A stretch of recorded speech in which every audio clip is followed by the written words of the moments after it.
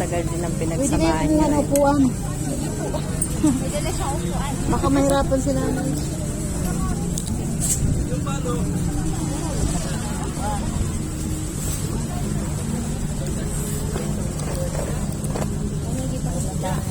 Pangaling tapat talaga. Buti na ilagay sa magulan. Murang baha. Bahain yan.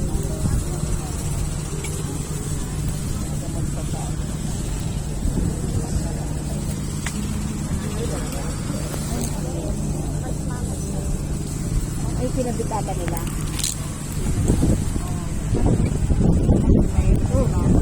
Pala to. Ano yun? Iiwan sila ng alas. Hindi, sinutan daw ng kwintas. Ginto.